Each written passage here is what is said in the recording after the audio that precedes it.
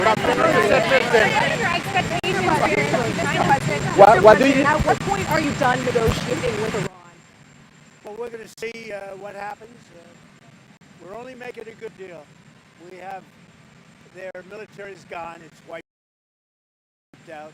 And we're only going to make a good deal. And we'll see what happens. But I believe that one way or the other, it's going to be very good for the American people. And I think actually very good for the Iranian people. Are you reconsidering the Pakistanis as mediators?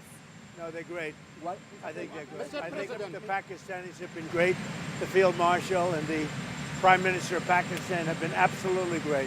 What, Mr. Mr. President, what is your message to President Xi as it relates to the Iran war? Well, I think number one, we're going to have a long talk about it. I think he's been relatively good, to be honest with you. You look at the blockade, no problems. They get a lot of their oil from that area. We've had no problem, and he's been a friend of mine. He's been somebody that we get along with, and I think you're going to see that good things are going to happen. This is going to be a very exciting trip. A lot of good things are going to happen. Mr. President. Do you think he needs to intervene at all with the Iranians? I don't Do you think think he he can does, help no. in any way? No, I don't think we need any help with Iran.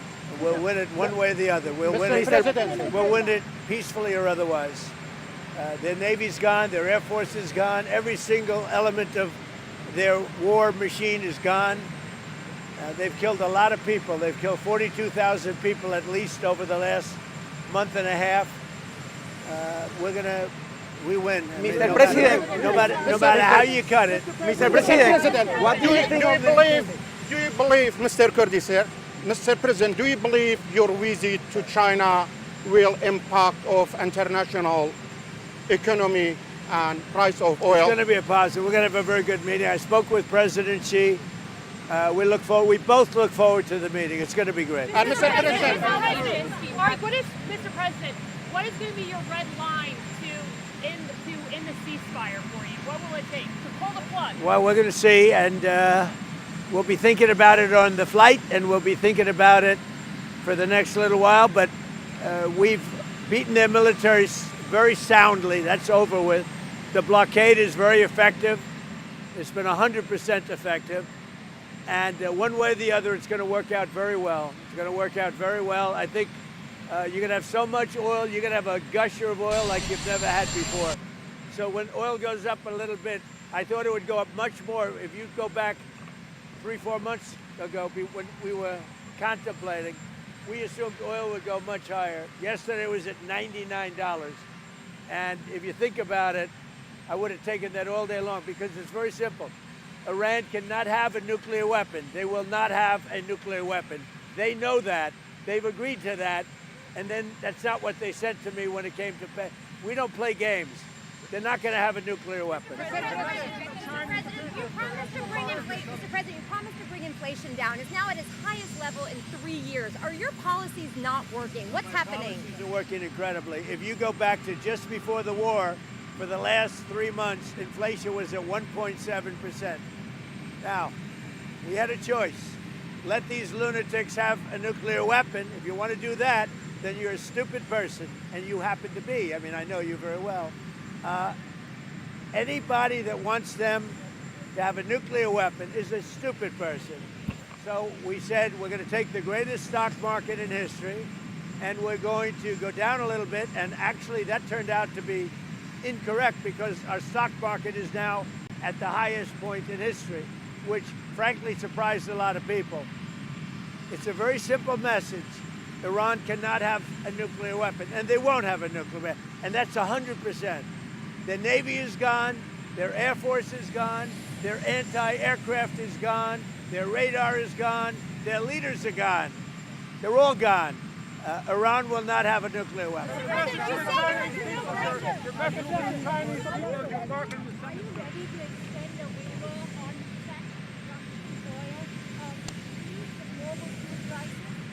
going to do whatever is necessary, and as soon as this war is over, which will not be long, you're going to see oil prices drop, and you're going to see a stock market, which is already at the highest point in history, go through the roof. You're going to see the golden age of America, frankly, and you're seeing it now. So As soon as this is, don't forget, you have hundreds of ships that are loaded up with oil that want to come out. As soon as they come out, we're going to have a gusher of oil, and you're going to have inflation that goes way down. Now, with all of this, inflation is much lower than it was under Biden. Biden had the highest inflation in the history of our country. Inflation is nothing by comparison, but our inflation is just short term. Because if you go from just before the war, we were for the last 3 months 1.7%. And now what you have is as soon as this war is over, you're going to see it. Chinese people, sir, on the summit.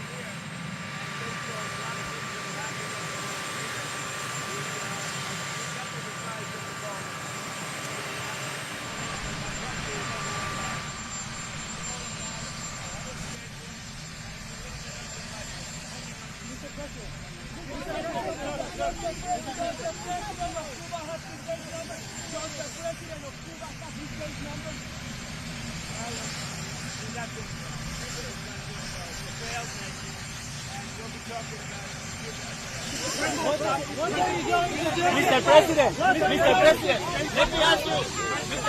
let me ask you about Venezuela. Some Venezuelans are concerned that there are some political prisoners still in their prison. Would you do something about that? Are you concerned? We're going to get them all out. And I'll tell you what, Delphi's doing a great job. The people of Venezuela are thrilled with what's happening. They can't even believe it. They're dancing in the streets. And as you know, we have Exxon, we have Chevron, we have all of the big companies going in. And Venezuela now is making more money than they've made in the last 25 years. And the political prisoners will come out. As you know, they let a lot of the political prisoners out, and the rest will be coming. Thank you. Did you ask Marty Harry to resign, sir? Or did you fire your FBI Well, I don't want to say, commissioner? but Marty's a great guy. He's a friend of mine. He's a wonderful man, and he's going to be off. And the assistant, the deputy, is taking over temporarily until we find. Everybody wants that job. It's a very important job. Marty's a terrific guy, but he's going to go on and he's going to lead a good life. He was having some difficulties. You know, he's a great doctor, and he was having some difficulties, but he's going to go on and he's going to do well. Everybody wants that job. So the midterm elections, would you send the National Guard or ICE to voting locations in November? Would you do that? Well, you know what? I'd do anything necessary to make sure we have honest elections. We have to have honest elections. So you're not ruling that out?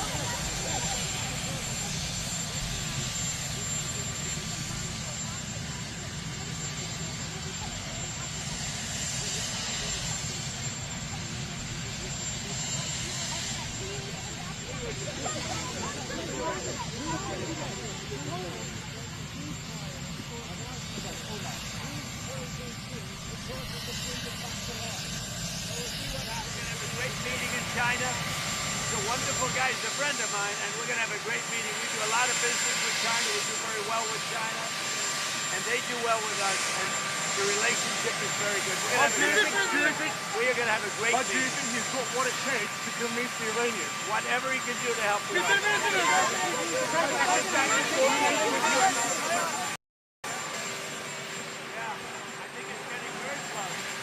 End of the war in Ukraine, I really think it's getting very close. Will China invest $1 trillion in the U.S.? Will China invest $1 trillion in the U.S.? When you're negotiating with Iran, Mr. President, to what extent are Americans' financial situations motivating you to make a deal? Not even a little bit.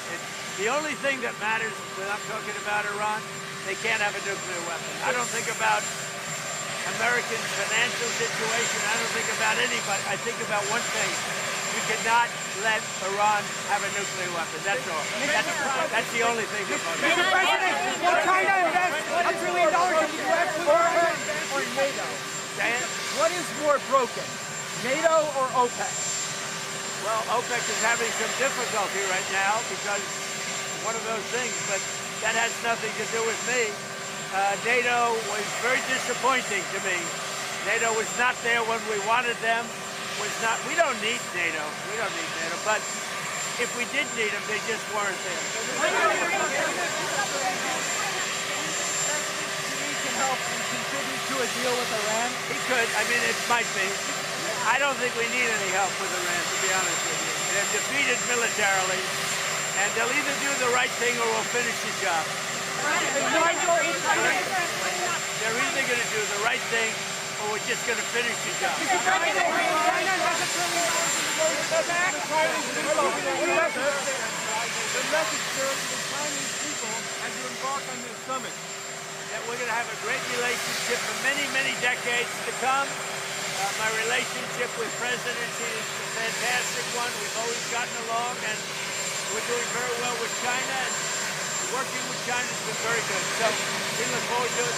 As you know, President Xi will be coming here toward the end of the year, so that'll be exciting too. I only wish we had the ballroom finished. The ballroom is right on budget and ahead of schedule, but I wish we had it finished now. You also may want to do one other thing. You may want to go see the reflecting pool, because that's under construction, and for the first time since 1922, it's going to work properly. Sir, and the gas tax in Congress?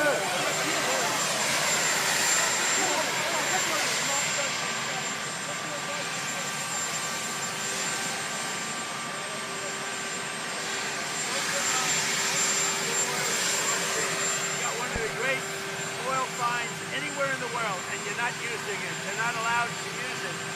And it's one of the best in the world, among the best oils in the world. Open up your oil in the North Sea and get tough on immigration. Did he stay or go? Europe is being very, very hurt by immigration. It's all over. Did he stay or go? That's up to him.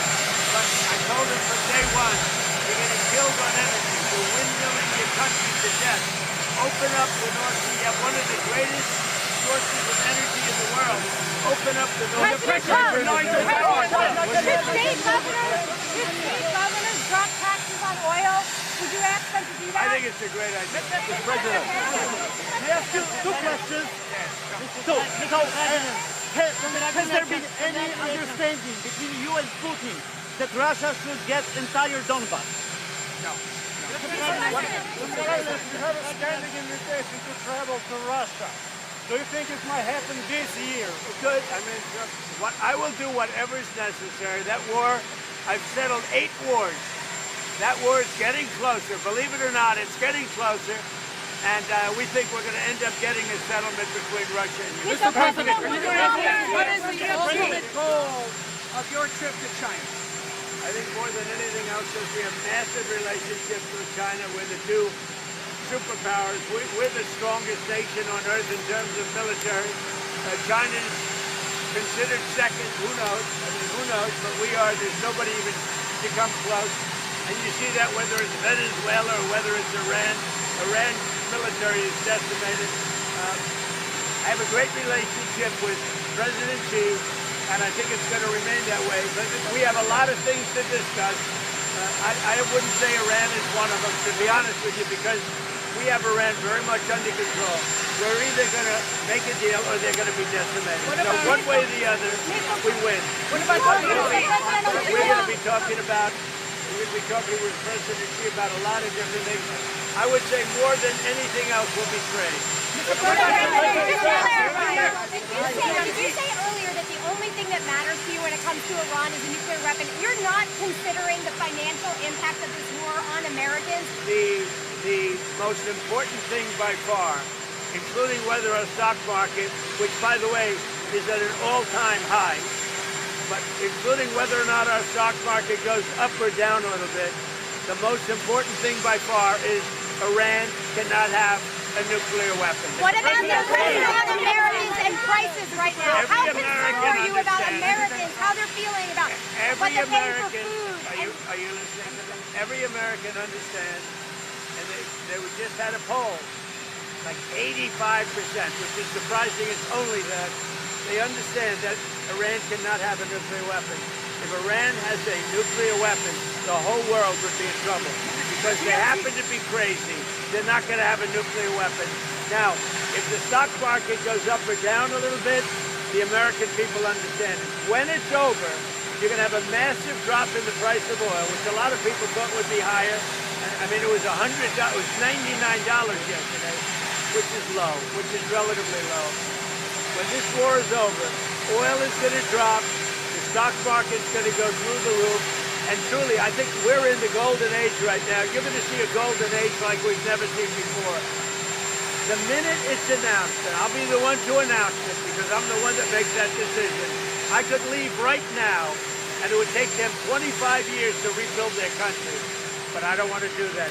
I want to have it complete and total. So you ready? As soon as this war is over, you're going to see numbers like you've never seen. Stop the pushing. Stop it. I know how much you value loyalty. Are you comfortable with people serving in the military if they personally oppose the Iran war for you? It doesn't mean I'm happy about it, but Well, let's look at this. I live with a lot of different To voters who are confused about the changing maps, the changing dates, and the African Americans concerned that this is going to draw black members of Congress off the map, what do you say? Well, I think it's been a wonderful process. They've been, the Democrats, or as I call the Democrats, because they are dumb in so many ways, they've redistricted for years.